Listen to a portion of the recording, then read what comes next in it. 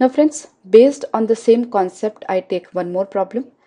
Here, in this case, we are asked that if there are 12 persons in a party and if each of them shakes hands with each other, then how many handshakes happen in the party? Friends, now how many hands does it take to make a handshake, right? It takes 2 hands, right? Now there are 12%. So how many handshakes will we get, right? Suppose I take a small example, maybe of 3%. So practically we can calculate. Then we'll apply the funda on more number of persons. Suppose there are 3 persons, A, B, C, right? So how many handshakes we will get? A with B and A with C. Then B with C, right? So how many handshakes we are getting? That is 3 handshakes. Now if there will be only one handshake between two persons, right? B with C is as good as C with B, because it takes two persons to make one handshake, isn't it? Okay, so what we are doing over here, we are just making the combination of two persons. That is, there are total 3 persons. So how many combination of two persons we will be getting? That is 3C2, that is 3C1, that is 3. So how many handshakes will be there? 3, right? The same funda now we will apply for more number of persons, because in that case we cannot calculate manually how many combinations will be there, right? So what is the funda that we are applying over here? It takes 2 persons to make one handshake. So what we have to calculate, how many combinations will be there of 2 persons. So how many combinations? That is 12C2. So what's that? 12 into 11 by 2. So it is 66 handshakes will be there, right? So friends, there is a bit variation in this problem I just mentioned over here. Now what's the variation I'm talking about? See, in this case, we discussed that the 12 persons are like making handshakes with each other. Now, what is the variation? If all of these persons are giving and taking gifts from each other, then how many gifts are required, right? If each of them are taking or giving gifts to each other, how many gifts are required?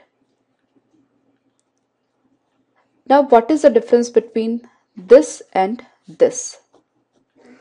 See, I already told you that it takes 2 persons to make one handshake, right? Similarly, if there are how many gifts will be required? Suppose further I take a small example, so to elaborate it in better manner. See, A, B, C, 3 persons are there. Now what are the combination? AB, AC and BC.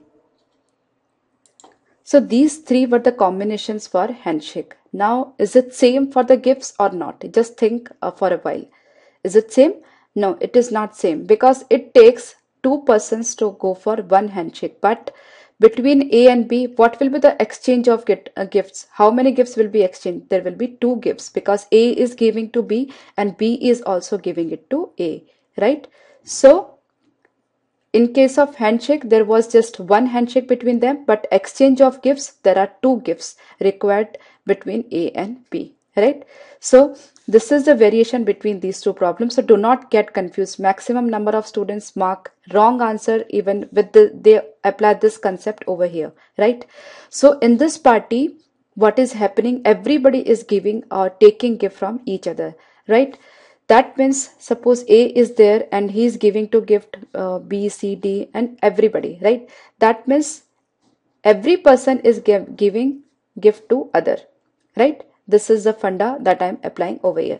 That means A is giving gifts to all the 11 persons, right? So how many gifts does A require? That is 11, isn't it?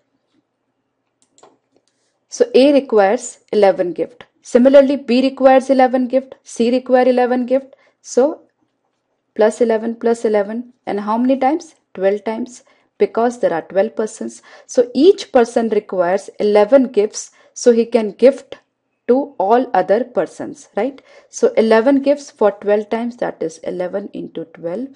We require 132 gifts. In the previous case, we discussed about handshake and that was 66. Now we are calculating gifts required, that is 132, right? That means if there are n person, each person require n minus 1 gift because he has to gift to each and every person except himself, right? A is gifting to all other persons and A is not gifting anything to himself, right? So if there are 12 persons or if there are n persons, each person requires n minus 1 gifts, right?